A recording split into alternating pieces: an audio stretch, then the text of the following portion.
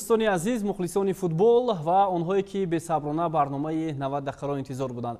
оғози мавсими имсолаи чемпионати мамлакат бо 4 бозӣ баргузор шуд ва чӣ тавре ки мо шумо иттилоъ дорем, як бозӣ бинобар сабаби иштироки дастаи Истиқлол дар марҳилаи гурӯҳи Лигаи Қаҳрамонҳо мавқуф гузошта шуд ва акнун баъд аз 4 бозӣ мо дар барномаи худ роҷеъ ба ҳодиса ва рӯйдоде ки дар ин бозиҳо рух дод ҳамроҳ бо ҳамкоронамон Аловдин Буриев ва мировари кишвар суҳбате анҷом медиҳем. хуш омадед ба барнома. нахустин барнома ҳам бо иштироки шориҳони футбол ҳоло сурат гирифт ва фикр мекунам бозиҳои чемпионати Тоҷикистон мисли мавсими гузашта боз ҳам бо рӯйдодҳои аҷоибу ғароиб оғоз шуданд ва биёед сараввал таваҷҷӯҳ мекунем ба натиҷаҳои даври якуми чемпионати мамлакат ки мо болотар ишора кардем. 4 бозӣ сурат гирифт. Файзканд дар майдони худ бо ҳисоби калон ба шикаст мувоҷиҳ гардид. Регарта даст бо дастаи Равшани Зафаробод бозиро мусовӣ анҷом дод. Эсхата бо як голи ҳимоятгари марказӣ ин даста бар Хуҷанд пирӯзӣ ба даст овард ва Хатлон бошад дар дерби Хатлон бар Равшани Кӯлоб даст боло шуд.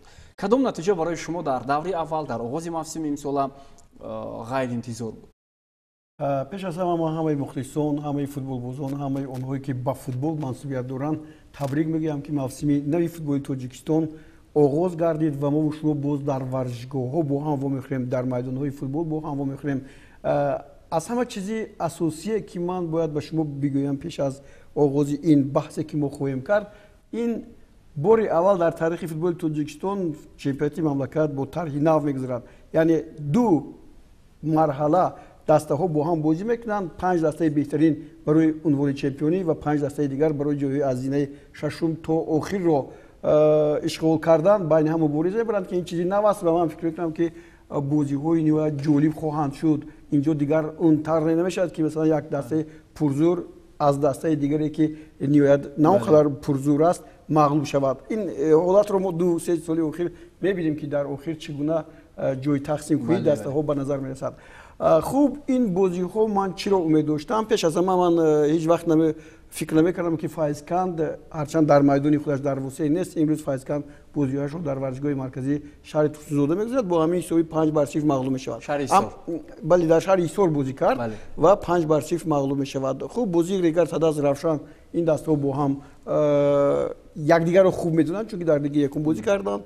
хуб, ин чиз аст. Эсхата Хуҷанд, ман росте аз Эсхата умед надоштам ки ин бозӣ бо ҳисоби 1-0 ба нафъи Эсхата анҷом меёвад, чаро ки дар 3 бозие ки соли гузашта ин дастҳо дар радифи бозиҳои лиги олӣ доштанд, 2 пирӯзии дастаи Хуҷанд ба хат гирифта шуд, 1 то Эсхата. Эсхата ҳам онҷо бо дучорӣ пирӯз шуда буд. хуб, Хатлон Равшан Кӯлоб муаллакаи дар бозиҳои имсола дар ҳам вохӯриҳои ҷоми федератсияи футболи Тоҷикистон ва ҳам лигаи футболи Тоҷикистон дидем ки ин дастаҳо бо ҳам вохӯрданд ва бартарии дастаи Хатлон аён буд ва инҷо ҳам аёнтар шуд. устод қайд карданд ки аз Эсхата ман чунин пирӯзиро интизор надоштам. ман баръакс мегӯям, ман аз Хуҷанд чунин бохтро мунтазир набудам, зеро ки ҳадафҳои бениҳоят калон роҳбарият барои даста мегузорад барои ҷалб кардани бозингарони нав, чи аз хориҷ, чи аз дигар дастаҳо.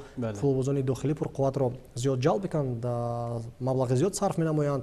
марҳилаҳои хуби омодагиро ҳам онҳо анҷом доданд, аммо омада дар як бозии бисёр ҳам дилгир. аслан касе ки тамошо кард фикр мекунам бо ман розӣ шуда метавонад. ҳатто худи мухлисони Хуҷанд ҳам иброз доштанд ки ин бозӣ чандон тамошобоб набуд, аммо бо ҳисоби 1-0 ниҳоятан онҳо дар дерби шаҳри Хуҷанд шикаст хӯрданд. аслан моҷаро атрофи ин бозӣ бениҳоят зиёд аст, аммо фикр мекунам ки ҷузъиётро барои дертар мегузорем. ба ҳар сурат натиҷаи ғайри чашмдошту то андозаи ҳангомавӣ барои ман маъз пирӯзии Эсхата бар Хуҷанд буд. хуб, соли гузашта болотар ишора карданд ки Эсхата ғалаба ба даст оварда буд бар дастаи Хуҷанд ва албатта ин аз он гувоҳӣ медиҳад ки дерби Хуҷанд дар сатҳи баланд ҳам баргузор мешавад. хуб, биёед атрофи рақобати дастаи Файзканд ва Иса Равшан гуфта мегузарем. хуб, бубинед ки Файзканд сармураббиашро аз мақом барканор кард ва мураббии хориҷиро овард, аммо дар бозии аввал онҳо дар майдони худ 5 гол сар доданд. сабаби инро шумо дар чӣ мебинед? аз бесаросомонӣ дар дастаи Файзканд ё чизи дигар? пеш аз ҳама мураббии наве ки ба ин даста омад то ҳанӯз бозигароро хуб наомӯхтааст, фикр мекунам ман, чунки бозиҳои ин дастаро ман дар радифи бозиҳои ҷоми федератсияи футболи Тоҷикистон дидам. хуб, бозиҳошон он қадар бад набуд, ба ҳар нав зинаи сеюмро ишғол карданд дар онҷо.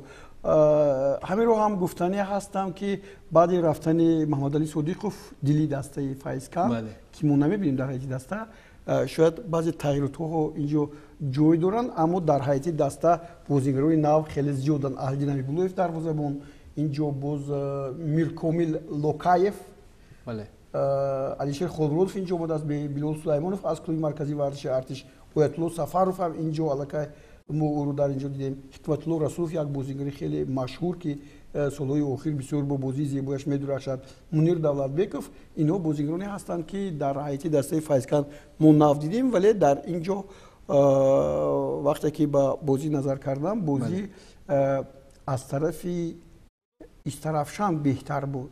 Яъне мураббии наве ки дар Истарафшан ҳоло омадааст, ин мураббӣ тавонистааст ки футболбозонро ҷой ба ҷой гузорад. Яъне мо дигар инҷо намебинем ки капитани ин даста Илҳом Баротов ҳамеша дар сафи пеш истода бошад. Ӯ ҳатто дар баъзе ҳолатҳо ман мебинам ки ба хати нимувизату ба хати дифоъ ҳам меояд, кӯмак мерасонад ва дар ҷояш пасҳои худро медиҳад. бале, хуб шумо тасаввур намекунед ки Истарафшан имсол мавқеи дастаи Хуҷандро танг карда метавонад. Ба кадом хотир ки ин даста метавонад дар бораи Истиқлол барои унвони чемпионӣ ё дар бораи клуби марказии варзиш артиш ҳам Хуҷанд мубориза барад. фикр мекунам ки имсол Истарафшан нисбат ба солҳои пештар имкониятҳои бештар дорад. Ибтидо сабаби асосияш дар он аст ки ман Истиқлолро нисбати мавсимҳои қабли он қадар пурқувват намебинам. Яъне заиф аст? Заиф нест, аммо монанди соли гузашта пурқувват нест. Вобаста ба ҳаяте ки мо мебинем. Шояд ин дар Лигаи Чемпионҳо муайян мешавад ки вазъи дастаи Истиқлол чӣ гуна аст. Шояд дар Лигаи Чемпионҳо, аммо дар чемпионати дохилӣ бале, абарқудраттарин даста айни замон Истиқлол аст, бешубҳа. Аммо он талафоте ки дид Истиқлол, ҳоло номаълум аст ки ҷойгузини Алишер Ҷалилов ва дигар бозигарони тарк карда киҳоянд, яъне ки футболбозони нави хориҷие ки омаданд барои мо ошно нестанд. Дуруст? Дуруст. Аз тарафи дигар Хуҷанд ҳар мавсим мебинем ки барои зинаи дуюм мубориза мебарад. худи Истарафшан бошад, мавсими гузашта имконияти 100% ба даст овардани медалҳои биринҷиро дошт, аммо дар даврҳои охир якчанд сабабҳое шуд ки рақибони бевосита пайҳам пирӯзӣ ба даст оварданд, нагузоштанд, хусусан клуби марказии варзиш артиш. барои ҳамин ман фикр мекунам ки Истарафшан имсол вобаста ба он сиёсате ки роҳбарият пеша кардааст, вобаста ба он трансферҳо, вобаста ба сармоягузориҳо ба даста имконият дорад ки ҳадди ақал ба сегона шомил гардад. хуб ҳоло мебинем ки ба даста Мбеке Деодони баргаштааст, яке аз футболбозоне ки қаблан дар ин даста ҳунарнамоӣ мекард. хуб омадани ӯ ба ин даста ва ҳатто рафтани чанд футболбози беҳтарини соли гузашта, аз ҷумла Ҷаҳонгир Сафарови ӯзбекистонӣ ва боз чанд легионери дигар ҳам чӣ таъссуротро барои шумо гузошт? Масалан, аз як ҷиҳат хуб буд, аз як ҷиҳат на.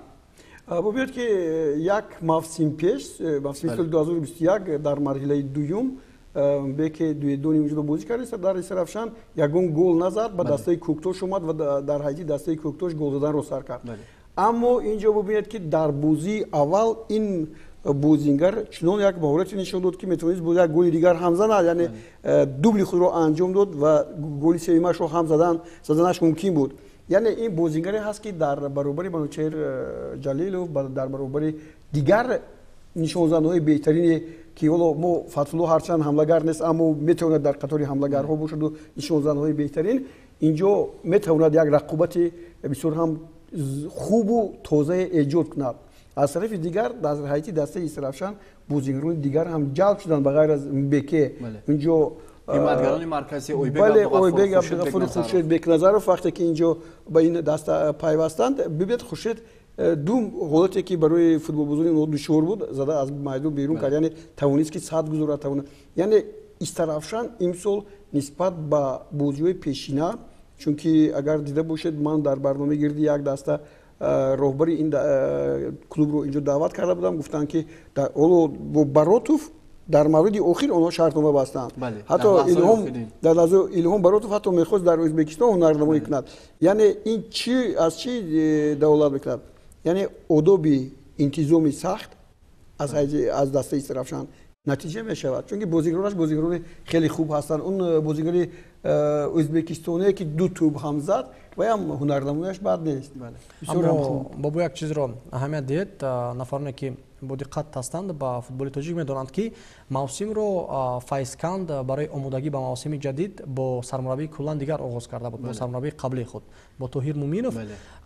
Ногаҳон дар тамоми шабакаҳои иҷтимоӣ эълон шуд ки аз мақомаш барканор шуда, аз то ба ҷои ӯ дигар нафар ҷалб мешавад. Хоҳ нохоҳ ин таъсири рӯҳӣ ба кулли даста мерасонад. Аз ҳамин ҳисоб ҳам умуман дар ин мавсим Тоҳир Муминов бо ин даста кор накард. Не. Нафари дигар омодагӣ ба мавсимро бо Тоҳир Муминов шурӯъ карданд. 2 ҳафта якҷоя машқҳои дастаҷамона гузаронданд. Пас аз он ӯ мефаҳмад ки ӯ ин мавсим бо даста кор намекард. Яъне ки бо ӯ яке аз проблемаҳои калони футболи тоҷик дар ҳамин аст ки бо футболбозону мураббиён шартномаи яксола фақат мебанданд. бояд ки дар оғози мавсим шартнома аз нав баста мешуд, роҳбарият ба хулоса меояд ки ӯро иваз кунад. Аз ҳамин ҳисоб яъне ки пурра машқҳои дастаҷамиро барои омодагӣ ба мавсими нав бо як мутахассис нагузаронданд ва шояд ки айни замон барои сармураббии нав вақт лозим аст барои одат кардан, унс гирифтан ба бозингарони даста. Хуб, биёд гӯш мандозем ба андешаи сармураббиёни ҳарду даста баъд аз ҳамин рақобат, айниқташ мураббии дастаи Файзканд ва сармураббии дастаи Истаравшан ки чӣ гуфтанд, баъдан барномаро идома медиҳем. ба назари шумо ҳамчун яке аз намояндаҳои истоди мураббиёни дастаи хуб Файзканд сабаби асосии мағлубияти дастаи шумо дар чӣ буд ки бо чунин ҳисоби калон мағлуб шуд дастаи Файзканд? Пеш аз ҳама дастаи Истаравшан бо ғалаба табрик кардем. чизе ки дар ҳуҷраи ивазкунӣ ба бозингаро гуфта шуд, ягон тайва иҷро карда нашуд. Сабаб фикр мекунам сабаби асосӣ ҳамин буд. қисми аввал ҳама дар ҷои худ бозӣ карданд, дуюм дар қисми дуюм дидем ки ҳар кас ҷои худро пафта дар дигар ҷо бозӣ мекарданд, ҷои мудофиа ҳама холӣ монд. аз ҳамин сабаб гол бисёр шуд ва 5 гол ба дарвозаи худ хӯрдем. خب برای رفع همین مشکلات در ادامه سال مراجعان چی نقش؟ بعد ما بعد از یک روز هم بازیگرا جمع میشیم، یا هم دیده میبریم. این خیلی دوام دادن ممکن است. باید هر یک از جای خود بازی کند. چیزی که مربی گفت باید هوای را اجرا کردن در کل. در اینجا بازی فکر میکنم که بازی دستوی نشد، با هر کی طرف خود کشید بازی میکنه. خب سرول تبریک، بسیارم غلبه مهم در دور یکم، بسیارم بازی زیبا. اصلا نیمه اول نشان داد که بازی باید با همین حساب انجام نگیرد. چگونه در قسم دوم دسته شما با شاگردان شما میسر شد که اگر بازی رو کلا رنگ دیگر بخشید؟ ما نیمه اول وقتی که بازی رو به هر جهت بازی اوله و ما از تیم روبرو شناخت کافی نداشتیم.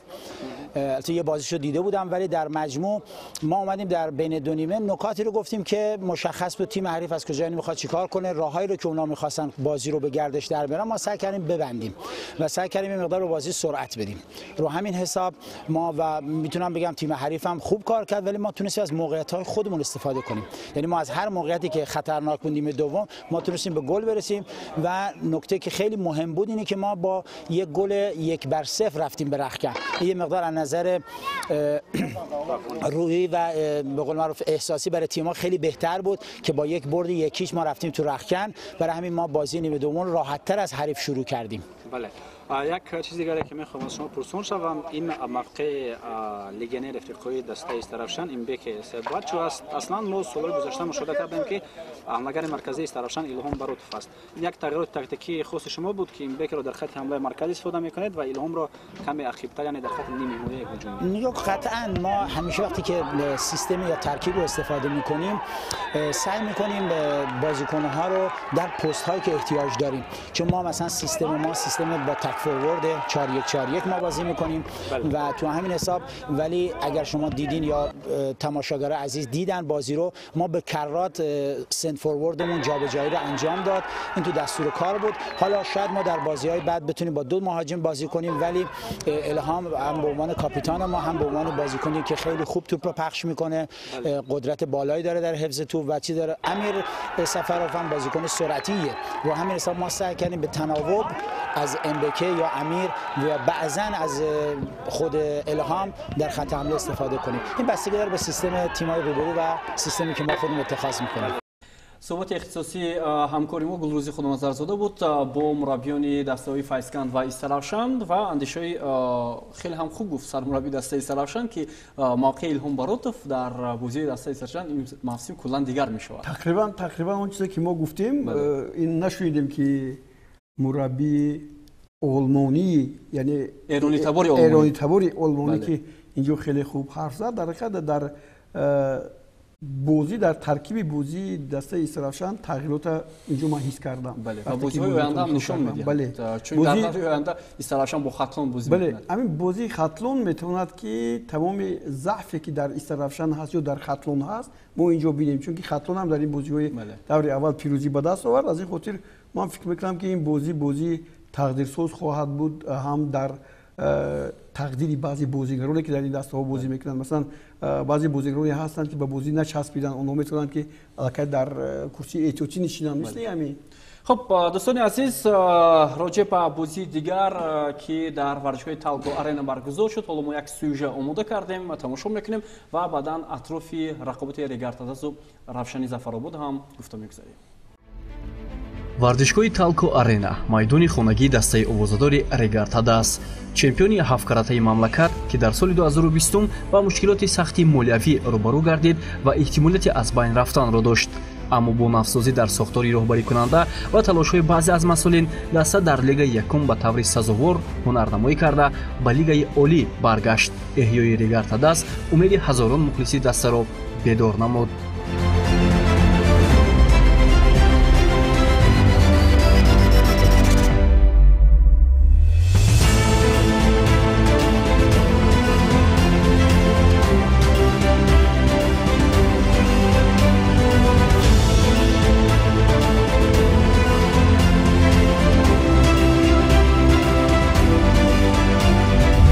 аввалин бозии намояндагони шаҳри турсунзода бо дастаи навкори мусобиқа равшан аз ноҳияи Зафаробод аст. тиме ки танҳо бо талоши як нафар то ба мусобиқаи пурнуфузи мамлакат расид. ин вохӯрӣ аз чанд ҷиҳат вижагиҳои хос дошт. пеш аз ҳама рақобати бародарон Ҳикмат ва Раҳматулло Фузайловҳо ба сифати сармураббии ду даста, рақобати Фатҳулло Фатҳуллоев ва Ираҷ Раҷабов дар гузашта ду футболбози маъруфи кишвар ки замоне дар Истиқлол якҷо ҳунар меозмуданд. омадани Фатҳулло Фатҳуллоевро ба Регартадас масъулин фолинек медонанд ва бо эҳтиром ба ӯ бозуванаи капитаниро ҳам барояш бовар карданд. бозиҳо дар ин варзишгоҳро мо дер боз интизор будем, чунки Регартадас баъд аз он ки дар лигаи якуми мамлакат бозӣ кард, ниҳоят ба лигаи олӣ баргашт ва инак имрӯз нахустин бозӣ барои Регартадас дар варзишгоҳи Талко арена аст ва онҳо мехоҳанд ки барои мухлисон ва ҳаводорони футболи хеш як бозӣ ҷаззоб нишон бидиҳанд. суханро кам мекунем ва аниқтара шоҳиди рақобати дастаи Регартадас ва равшани Зафаробод мешавем.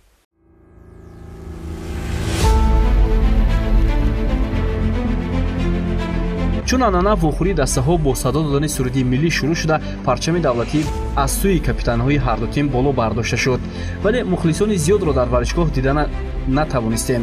шояд омили ба ин бозӣ наомадани мухлисони футбол аз бехабар будани онҳо бошад, зеро қабл аз рақобат дар як гӯшаи шаҳр ё варзишгоҳ овизаҳои тарғиботӣ ба назар намерасид. қисми аввали бозӣ бо ҳамлаҳои пайҳами мизбонон шурӯъ шуда партовҳои Фатҳулло Фатҳуллоев вазъиятҳои хуби голзаниро фароҳам меовард, аммо ҳеҷ чиз тағйир намеёфт. дар як ҳолат Фирӯз Бобиев аз беҳтарин фурсати голзанӣ истифода бурда натавонист. маълум буд ки бозии нахуст барои ҳарду тим хеле душвор ва бо асабонияти зиёд сипарӣ шуда истодааст.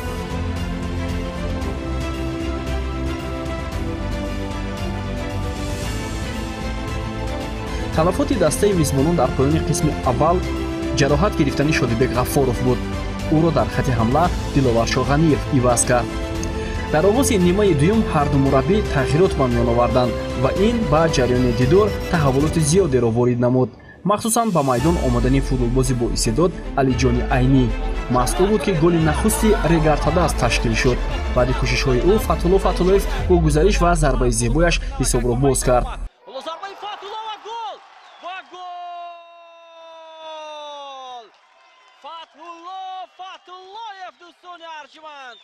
ҳисоб 1-0 дар дақиқаи 46 рақобат ва ин ҳам баъд аз як ҳамлаи хуби бартари мизбонон дер давом накард. тағйироте ки Раҳматулло Фузайлов ҳам анҷом дод бозиро дигаргун намуд.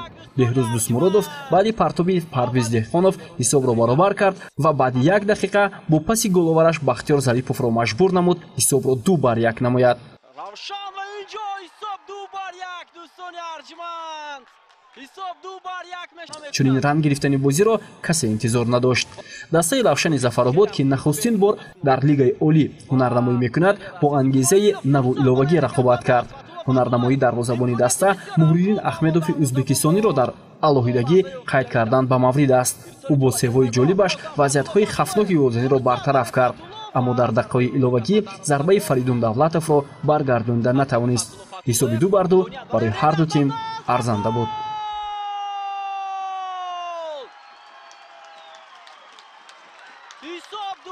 Игра была такая интересная, я думаю, понравилась болельщикам, сложная. Проигрывали 1-0, выровняли, повели в счете немножко. У ребят не хватило характера. Все-таки мы дебютанты высшей лиги. В своей истории первый раз команда выступает. Я думаю, против такого соперника на выезде добиться ничьи – это равноценно победе. Ташаккур. В данный момент, как мы все знаем, что в высшей лиге слабых команд нет. Еще много будет таких игр. Вроде бы мы должны были брать сегодня 3 очка, но сыграли ничью. Футбол тем и интересен. В дальнейшем будет борьба очень хорошая. خب دوستان عزیز، گزارش بود از جریان رقابت دسته‌های ریگارتا دست و رفشانی ظفرآباد.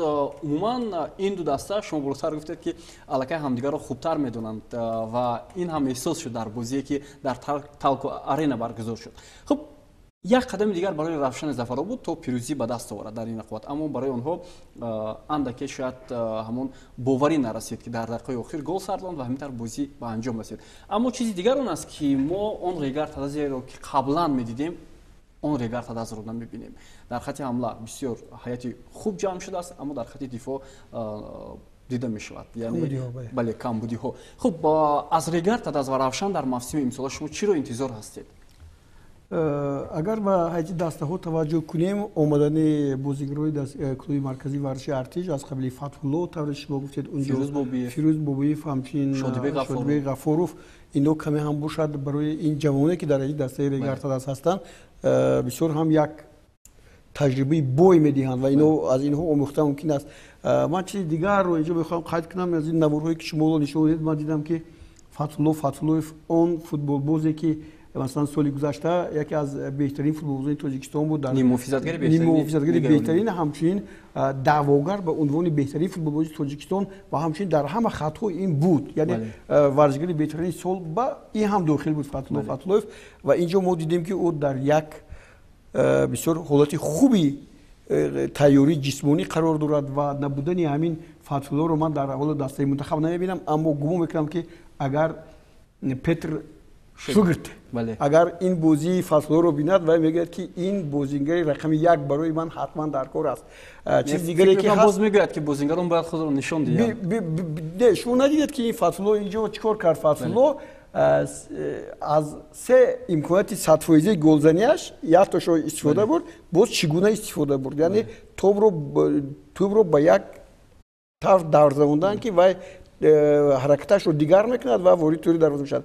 دوی مرتبه روی برو با دروازه بوم اومد و در مورد دیگر هم میبینید که اینجا محض امکانات هایی که برای دیگران فراهم آورد. فتح گل دویم ریگارتا دست رو هم فراهم آورد. بله، یعنی همین رو هم گفتنی هستم که امروز از این بازی هایی که من دیدم، مثلا بازی فتح جای یکم است و اگر در دور گویان عموما در بین 4 بازی که شد کی بهترین است؟ فتح الله است. در همین پای اومدن علی جان عینی در قسم دوم به میدان اومد، او تماما بازی دسته ریگر رو تغییر داد. یعنی ببینیم که هرچند در اگر در خیاس گیریم دسته منتخب تاجیکستان خوب اونجا کم وقت بود که این خود رو نشون داد، اما اینجا خود رو نشون داد توانست. همین هم هست. از طرف دیگر اگر ریگری تداز با اون بازیگرانی که گرفته است تو همشون جوان هستند، اینجا المرودوف اومدگی است، اینجا باز کاپیتانی بختیار چولیف هم اومده است، باز اینجا من دیدم امام علی احمدخان کاپیتان دسته منتخبی همون جوانانی که در آسیا جای دیگر رو گرفتن، اینها به اینها امید بسته ممکن است. ولی در حیاتی دسته رفشان شما توجه رفشان ظفرآباد این چنین بازیگران иқтидорашон баланд ҳаст. аммо чера Ахмедовро мо инҷо дидем омадааст. инҷо аз дастаи Хуҷанд чанд нафари дигар гузаштанд ва ман боз як каси дигарро ҳам инҷо қайд кардам. Эраҷ Раҷабов, шумо дар борааш гуфтед. ин Эраҷ Раҷабов бозингаре буд ки дар Файзкан буд, ҳозир дар инҷо бозӣ мекунад. ин аз рӯи сину солам бошад, сину солашон рафта бошадам, аммо ҳоло онҳо малакаи футболбозиро ба анҷом нарасониданд. Криштиану Роналдо 37 сола аст, ҳанӯз дар дастаи мунтахаб бозӣ мекунад. ҳанӯз барои ӯ ҷанҷол аст ки ба кадом даста равад. Барселона мехоҳад ӯро бигирад ё Реал. Яъне инҷо мо сину солро бояд нигоҳ накунем. Масалан дар дастаи мунтахаби Ҷопон ба наздикӣ капитанашон бозӣ кард, ӯ ҳам 38 сола аст. яъне бояд мо инро нигоҳ накунем ба ҳайти дастаи мунтахаб малака ва саҳмгузориаш дар пирӯз шудани даста ва ба даст овардани имтиёзҳо. Хуб меровар дар чемпионати Тоҷикистон бисёре аз дастаҳое ки нав ба лигаи олӣ меоянд, онҳо дар ҷараёни мавсим ҳатман шикаст мехӯранд. Шикаст аз кадом ҷиҳат? Масалан вазъи молиявӣ ё масалан ба даст овардани натиҷаҳо онҳоро то як андоза тағйир медиҳад. Хуб аз Равшани Зафаробод шумо баъд аз ҳамин бозие ки мусовӣ кард ва ин албатта баробар аст ба ғалаба, чиро интизор ҳастед? медонед мушкили асосии Равшани Зафаробод дар ин аст ки аз як нафар вобастагии калон дорад. аз вазъи молиявии Хурсанмурод Ҷумаев. То кадом нафаре ки ҳам молики даста аст, ҳам капитани муассиси даста, молик, капитан, нимуофисатгари марказӣ, яъне ки тамоми обу ҳаво, зиндагонӣ, ҷон, ҳама чизи дастаи Равшани Зафаробод. аз вазъи молиявӣ ана ҳамин нафар вобаста аст ки Равшани Зафаробод то охири мавсим дар кадом сатҳ баромад мекунад. ва дар мавриди футболбозони моҳир гап задед, фаромӯш кардед як нафар остод, Ҷаҳонгир Алиевро. Дар мавсими гузашта пас аз бозгашт ба футболи калон ва пас аз пайваст шудан ба Равшани Зафаробод, ман аз ӯ дар даврҳои охирин яке аз нафароне буд ки пирӯзиҳои бисёр муҳими Равшани Зафарободро таъмин мекард ки ин боис шуд ки даста аз ҳосилот пеш гузашту ба лигаи олӣ баромад. воқеият дар майдон маҳорати Алиев ва Фатҳулло сахт фарқкунанда аст. маълум аст ки ин бозингарон ҳам аз ҳисоби таҷриба, ҳам аз ҳисоби маҳорат, ҳам аз ҳисоби зиракии футболбозӣ дар майдон аз дигарон як сару гардан болотар меистанд. барои ҳамин Равшани Зафаробод феълан вазъияташ хуб аст ки чунин гуна бозингарро ҷалб карда тавонистааст. илова бар ин метавонем Бахтиёр Зариповро қайд кунем, нафаре ки дар лигаи аввал бисёрам хуб дурахшид дар мавсими гузашта. аммо ин лигаи олӣ аст, хоҳем дид. барсад мо кашфиётҳои навро аз Равшани Зафаробод хоҳем дид дар мавсими имсола. чанд бозингари маҳаллие ҳам ҳастанд ки ҳоло нав дурахшида истоданд ва албатта ин имконияти бисёр ҳам хуб аст барои ояндаи онҳо, чун ҳам метавонанд ба тими миллӣ роҳ ёбанд, ҳам метавонанд ба тими ҷавонон ва барои дастаҳои дигар. хуб шояд дар ҳамин ҷо як озодии интихоби бозингарону тактика барои Раҳматулло Фузайлов озодтар бошад. ман Раҳматулло Фузайловро хеле солҳои зиёд медонам. вақте ки дар дастаҳои гуногун буд, баъзан аз ҷониби роҳбарони дастаҳо фишорҳо зиёд мешаванд. ин бозингар бозӣ накунад, ин бозингар бозӣ кунад. масалан ҳамин чиз ба фикрам Раҳматулло Фузайлов озодтар аст дар интихоби ҳамун футболбозон ҳайат ва муваффақ мешавад. агар Раҳматулло Фузайлов бо дастаи Равшани Зафаробод чизеро нишон диҳад, баъд инҷо муайян мешавад ки Кӯктош, клуби марказии варзиши Артиш, он дастаҳое ки масалан Раҳматулло Фузайлов дар онҷо ширкат карда буду, ба ҳайси сармураббӣ омада буду, каме ҳам душвориҳо пайдо шуданд, ин рафъ мешавад. дуруст аст ва биёд акнун атрофи яке аз бозиҳои баҳсбарангез суҳбат мекунем. хуб баҳсбарангез ҳам танҳо миёни мухлисони дастаи Хуҷанд. рақобати дастаи Исхата ва Хуҷанд ки гуфта мешавад корти сурхи довари бозӣ Саидҷон Зайниддинов гӯё ба рафти натиҷаи бозӣ таъсир расонад. албатта корти сурх таъсир мерасонад, аммо барои мо маълум нест ки корти сурх дар кадом ҳолат дода шуд, чунки асоснок буд ё на? бале, чунки онҷо дастгоҳҳои наварбардорӣ надоштем сафарбар кунем то бозиро пурратар бидиҳад ва аз мухлисонам узр мепурсем ки аз ин лиҳоз мо камбудӣ доштем ва наметавонем ҳоло ба хулосаи аниқ омада. вале ба ҳар сурат шумо болотар гуфтед ки Исхата ғайриинтизор пирӯзӣ ба даст овард.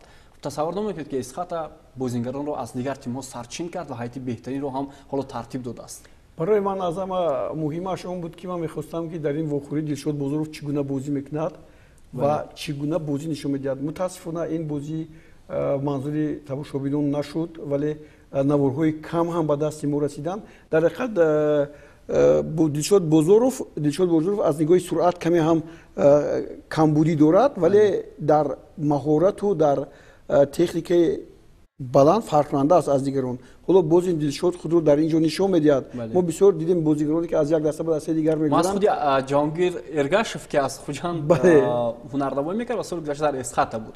капитани хуҷанд аст. бале ҳамин масъалаҳо як ҷозибияти бозия зиёд мекунанд.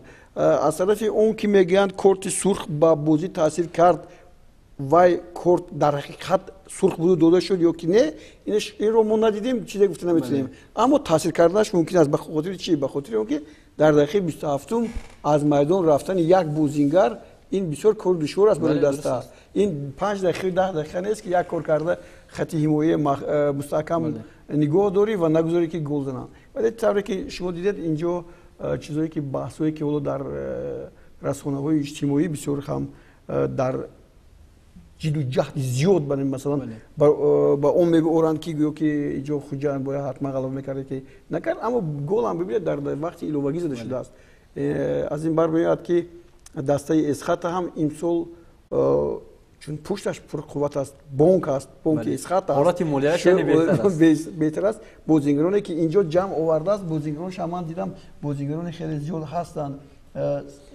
на танҳо дилшод бозоров, рихсибоев ва инчунин абдулмумин забиров, яъне ки якбора се собиқ бозингарони хуҷанд ани замон дар эсхата ҳунарнамоӣ доранд. ҷаҳонгир сафаров яке аз беҳтарин муҳофизатгарони собиқи Саравшан ба ин тим омаданд.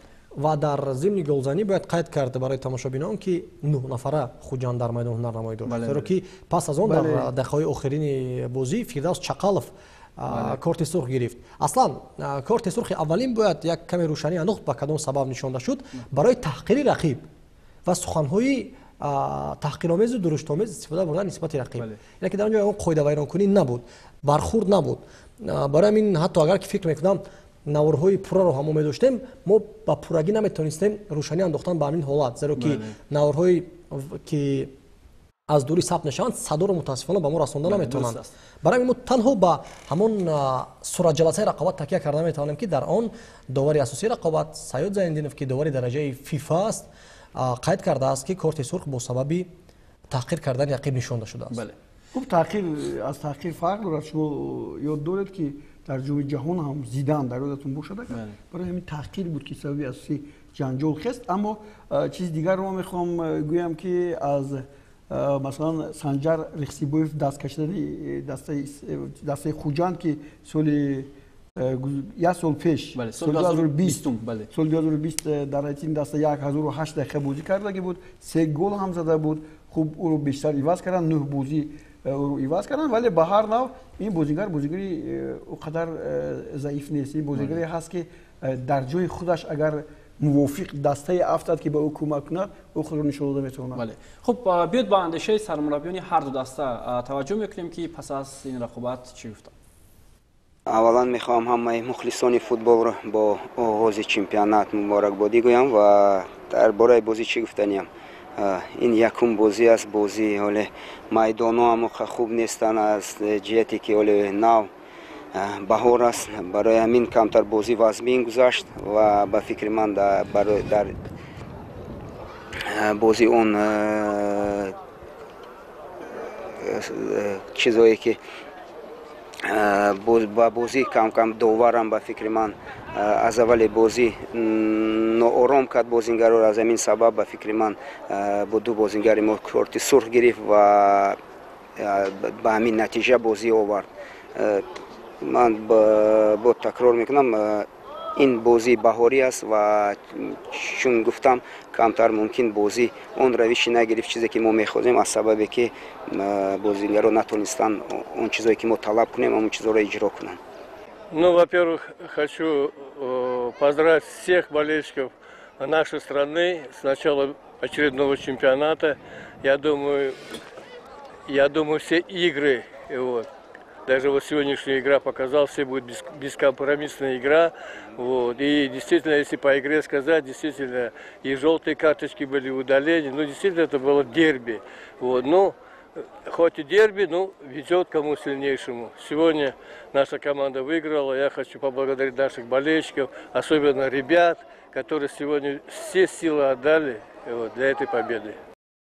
خب حمید کریموف و رستم خوجاєв اندیشه خود را راجع به بازی گذشته بیان داشتند و رستم خوجاєв هم بیان کرد که واقعا هم کارت سرخ به نتیجه بازی تاثیر رسانید و اونها کوشش خواهند کرد در دور دیگر نتیجه خوبتر تامین کنند. خب بیایید با دربی ختلون متوجه میشیم. ختلون و روشن کلوب. میرو شما بوستین بازی را شروع کردید. خب معلوم بود که ختلون از دقیقه اول نسبت به دسته روشن از لحاظ تاکتیکی از لحاظ جسمانی فرق کننده بود. خب این چند عامل دارد. مثلا 5-6 بازیگر دسته ختلون در جماعت‌های تعلیمی تیم منتخب جوانان 23 ساله در ترکیه بودند و خود سرمربی دستم چند مدت در تیم ملی بود، همراه با پتر شرد فعالیت میکرد. یعنی اونجا هم آمادگی چندان خوب نبود ولی اونها از همون مهارت و ملکه خود استفاده کردند و غلبه به دست آوردند. خب چی برداشت دارید از این رقابت؟ ابتدا میخوام تبریک کنم راهبریت دسته روشن کلوب را با جلب کردن یکی از متخصصان زبردست کشور در ساحه فوتبال بویری گامبردیف که تجربه بین‌المللی کلان دارد در خارج کشور کار کرده است. راهبری دسته شاهین اسماعیلی بود از افغانستان دسته را قهرمان کرده است. بعد تو با بازی‌های گروهی جام کنفدراسیون فوتبال آسیا برآورده است دسته را، یعنی که دستاوردهاش بسیار زیاد است در سیستم کنفدراسیون فوتبال آسیا کار کرده است. و من فکر میکنم که در همین بازی با هیئت عموما درست انتخاب نکرد بویر گامبردیف و خودش در حال همین چیز رو احساس کرد. یعنی ببینید در دقیقه 26 لگنر دسته علیان ارستان رو از میدان گرفت. از حساب چی؟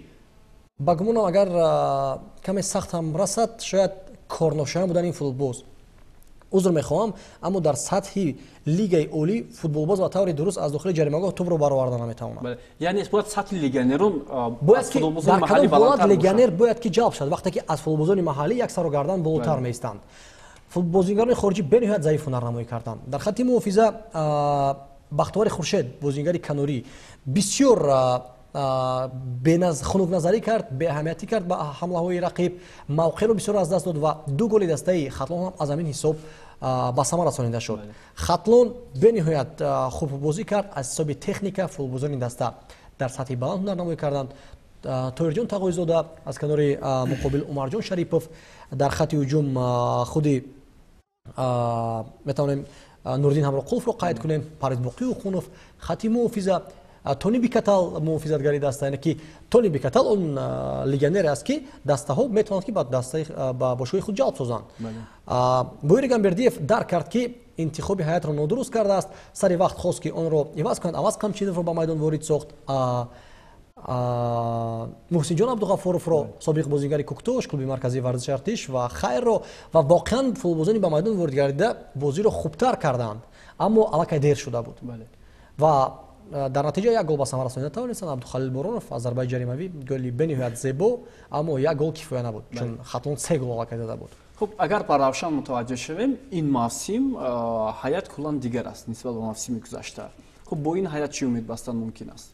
در حقیقت ببینید که بهترین بازیگرانی که هرچند این از سال گذشته الکی در برای اون بازیگرانی که سال دیده هستند و سابقه دار هستند مثل نوروز رستموف، مثل حسن رستموف، مثل سفرعلی کریموف آنها با دیگر دسته گذاشتند. در اینجا من فکر میکنم که نقش اساسی این نقش همون بازی ختلون در سال گذشته است که یگان بازیگرش رو تقریبا دیگر نکرده است و دسته بسیار یکدیگر رو خوب میفهمند. او درباره بویر گامبردیف گفتند این متخصص نه تنها مربی است، این در دسته منتخب المپیک تاجیکستان هم یک وقت مربی بود سالهای پیشین و این کارشناس فدراسیون کنفدراسیون فوتبال آسیا است که با همه مربیان ما درس داده است. دستور دهنده است. یعنی میتواند، اما من فکر میکنم که کمی شاید دیرتر به این دسته آمده باشد که اول بازیگران خوب نمی‌آموزد، ناموخته است. بعداً اومدن یک قطار لیگنرهای خیلی زیادی خارجی با کلوب فوتبالی روشن کلوب، من فکر میکنم که کمی هم با فوتبالبازان داخلی باید اهمیت میدادند و فوتبالبازان داخلی رو هم جلب میکردند که اینجا بازی یعنی به شکل دیگر است. خوب من فکر میکنم که بازی‌های آینده نشان خواهند داد، اما دسته ختلون در 3 بازی که با دسته روشن کلوب داشت در همه بازی‌ها پیروزی به دست آورده بود و آنها با دل پر الکی با یک روحیه بلند به میدان اومدن که این نوبت همون روشن رو ببریم و همینطور هم بریدن. فکر میکنم که در بازی نوبتی روشن بویر گامبردیف فوتبالبازان زیاد را باید که در هیئت اساسی گذارد، خود شادی مرودوف رو، اینچنین محسن عبدالغفورов و میتوانیم کی رو بینومد بگیریم از هیئت ذخیره و اینچنین باشد که از قمچینوف. از فوتبالبازان خارجی نفرانی که لگنرها از آفریقا هستند، از آنها دیده بازیگران خود دسته روشن بهتر هنرنمایی کردند پس از وارد شدن به میدان. نه تنها از حساب تکنیک تاکتیک، از حساب سرعت دویدن، از حساب حس دفاع کردن ننگ و نام دسته روشن. از همین حساب شاید که آنها در میدان تمام قوای خود رو صرف کردند. بله. خب بیایید با سخنهای سرمربی روشن گوش می‌اندازیم. بویر گامبردیف که بعد از انجام این رقابت با خبرنگاران ما چی گفت؟ Наша команда оказалась прямо перед стартом, имела очень большую проблему, мы потеряли 5 игроков. Понимаете, я никому не пожелал, чтобы такая проблема была. Мы потеряли стартового состава 5 человек. Это 3 по проблемам с документами у них было и 2 с травмами. Ну, понимаете, как тяжело было их восстановить к этой игре и убедить, что мы все-таки даже с таким составом можем играть. Но первый тайм был провальный. Она сказала, что вот эти 5 человек, их отсутствие. Ну, хотел бы поблагодарить ребят, что они во втором тайме вышли и постарались уравнять шансы. Но были моменты, которые мы должны были реализовать. Второй тайм явно показал наш потенциал.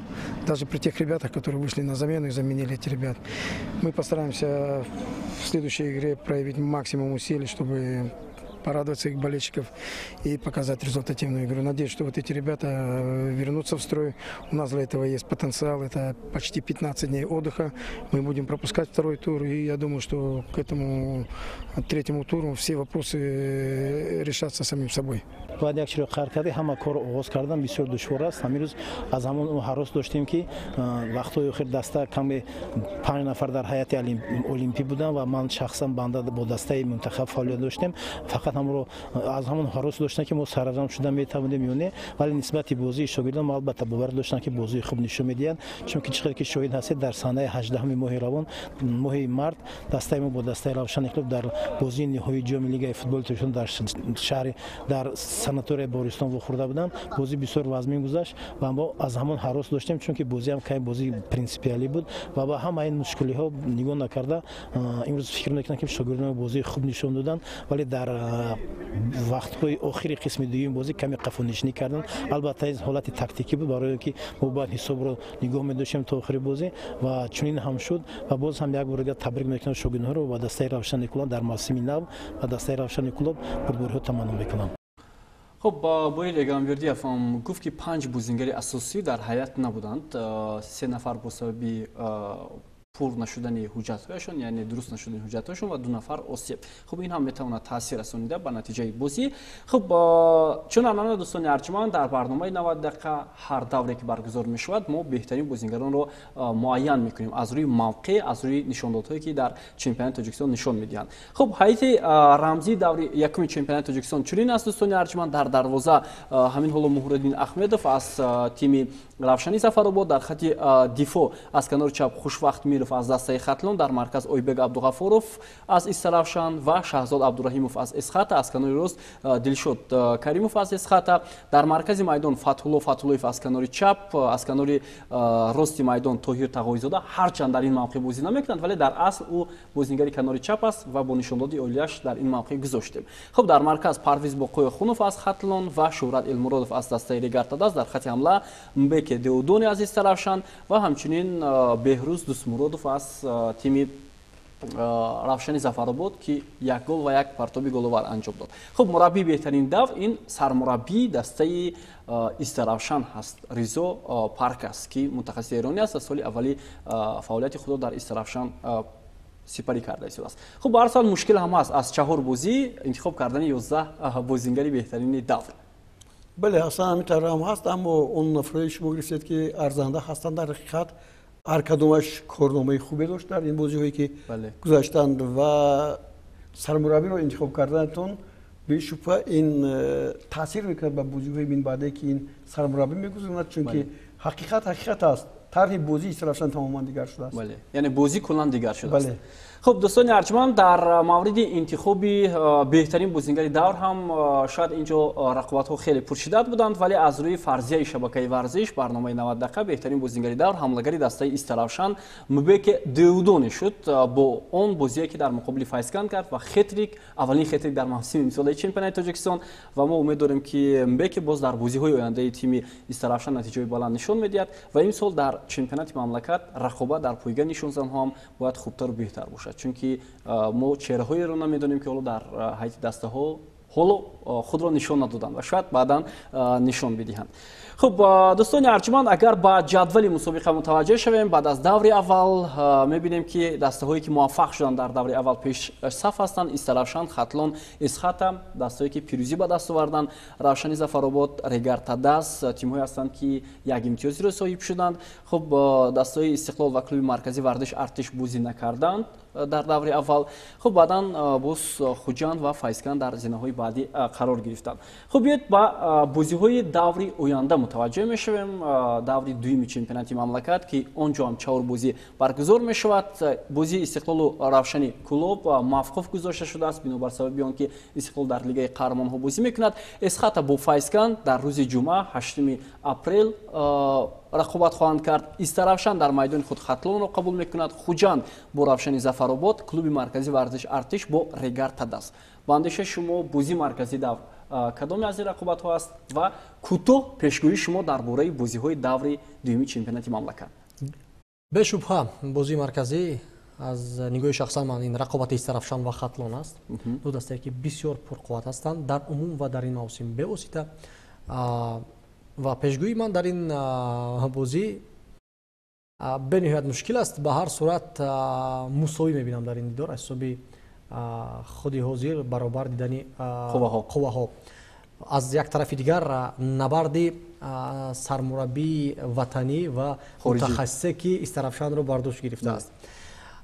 اسخات فایسکاند اینجا نیز من یک دسته رو همچون باشگاه زبده مدعی اساسی برای غلبه دیدن نمیتوانم. اسخات اونقدر بازیش برای من پسند نآمد در رقابت ضد خوجند، چون با تلفات 2 فوتبالبازی رقیب آنها پیروزی به دست آوردند.